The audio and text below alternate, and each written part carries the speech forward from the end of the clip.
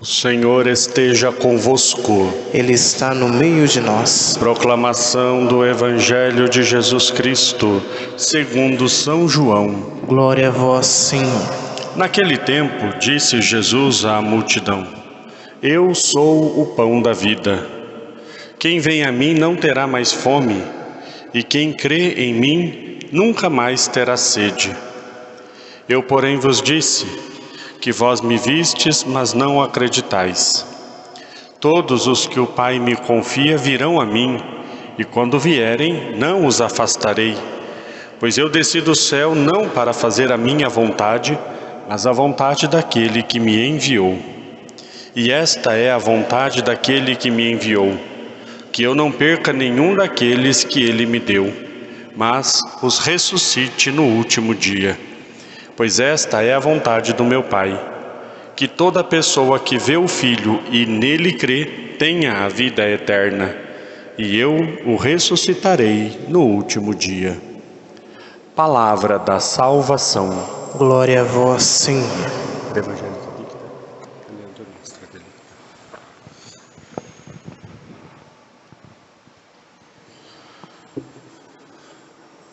Ó Maria concebida sem pecado, Rogai por nós que recorremos a em vós. nome do Pai, do Filho e do Espírito Santo. Amém. Nós estamos ouvindo o Evangelho de São João nesses dias. Estamos no capítulo 6, que é o grande capítulo do discurso do pão da vida, onde Jesus então faz o seu belíssimo discurso eucarístico. Nós sabemos bem que no Evangelho de São João, no evento da última ceia, o evangelista São João narra aquele momento em que Jesus lava os pés dos discípulos e não narra essencialmente a ceia, a consagração do corpo e do sangue, a instituição da Eucaristia na última ceia. João foca no momento do lava-pés, mas ele dedica todo um capítulo para falar da Eucaristia, que é o capítulo 6, o discurso do pão da vida. Mais um pouco no início do discurso do pão da vida, primeiro Jesus multiplica os pães, que foi esses dias o Evangelho. Depois as pessoas vão até Jesus, procuram Jesus, e ele diz: vocês estão me procurando porque comeram pão, estão satisfeitos e querem mais pão, mas eu vos digo, esforçai-vos pelo pão que não perece. Jesus começa então a dar dicas de que pão é este, e hoje ele diz: eu sou o pão da vida. Mas aqui Jesus ainda não está falando em primeiro lugar do seu corpo e do seu sangue. Alguns exegetas entendem aqui, por exemplo, que ele está falando da palavra. Como na Santa Missa nós temos uma divisão entre a liturgia da palavra e a liturgia eucarística. O primeiro momento que nós ainda estamos celebrando é a liturgia da palavra, e depois vem a liturgia eucarística. A liturgia da palavra prepara para a liturgia eucarística, por isso nós precisamos prestar bastante atenção nas leituras, estarmos atentos ao Evangelho principalmente, claro, o mais importante, para que o nosso coração vá se abrindo, para que depois nós possamos reconhecer Jesus no partir do pão. Quando Jesus ressuscitado aparece aos discípulos de Emaús, também tem a mesma dinâmica. Primeira parte, a liturgia da palavra, Jesus explica a palavra aos dois caminhantes, e depois, quando chega em casa, ele parte o pão. E aí eles reconhecem, depois eles dizem: não ardia o nosso coração quando ele falava para nós e nos explicava as Escrituras? Então tem essas duas partes. E hoje então Jesus diz: eu sou o pão da vida. Jesus nos alimenta de diversas formas. É claro que a parte mais essencial de como Jesus nos alimenta é a Eucaristia, o seu corpo e seu sangue. É a presença viva, real, ressuscitada, substancial de nosso Senhor Jesus Cristo. Mas também na palavra existe a presença de Jesus, e ele primeiro nos alimenta com a palavra, para depois nos alimentar com o pão da vida, que é o seu próprio corpo. E ele diz aqui que quem vem a ele não terá mais fome, quem vem a ele não terá mais sede, ainda respondendo àquelas pessoas que foram buscar Jesus, porque tinham visto ele dar de comer a 5.000 pessoas com 5 pães e 2 peixes. Foi um milagre extraordinário da parte de Jesus, Então, claro que as pessoas estavam animadas e dizendo: acabaram os nossos problemas, não vai mais faltar pão, não vamos mais ter fome, porque nós temos alguém que com 2 pães, com 2 peixes e 5 pães alimenta 5.000 pessoas, os nossos problemas acabaram. E aí Jesus então vai dizer: quem vem a mim não terá mais fome.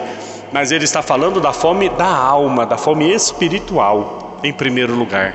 Ele está falando da fome que nós temos de vida. Nós seres humanos temos fome de vida. Nós seres humanos temos fome de realização. Nós seres humanos não queremos muito mais do que só alimentar o nosso corpo. Mas como nós somos formados de corpo e alma, nós precisamos mais do que o alimento para o corpo. E como o nosso tempo de hoje busca esse alimento. E quando nós buscamos nos lugares errados, esses alimentos nunca vão saciar a necessidade que nós temos daquilo que é eterno. Nós somos criados para a eternidade. Então nada deste mundo é capaz de saciar esta fome que nós temos de eternidade. E nós vamos tentando matar a fome comendo as migalhas que o mundo nos dá. Se nós olharmos, por exemplo, a situação tão triste de uma pessoa que acaba com o vício das drogas, por exemplo, né? A dependência química. Muitas vezes essa pessoa estava buscando justamente preencher esse vazio que existe dentro de si, mas com uma coisa que nunca seria capaz de preencher o que só o eterno pode preencher. E aí, sempre mais, sempre mais, sempre mais. Se nós olharmos os nossos jovens, a ânsia que os jovens têm, não é? Pela vida, pelas coisas. E quando isso vai para um caminho errado, parece que é um trator sem freio, né?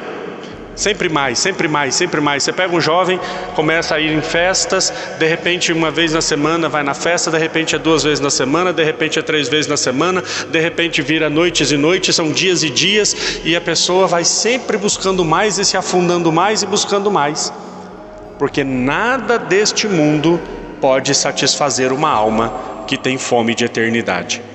Só o que é eterno preenche o que é eterno, né? Então nós precisamos ir a essa fonte, a fonte de vida que é Jesus, a fonte de vida que pode saciar a nossa ânsia por eternidade, primeiro na palavra, na sua própria palavra, que é Ele mesmo, e depois, claro, de forma plena e completa, na Eucaristia.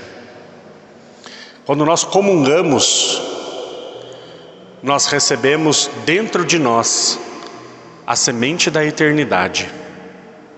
Quando nós comungamos, nós recebemos na nossa pobre carne mortal a semente do que é eterno.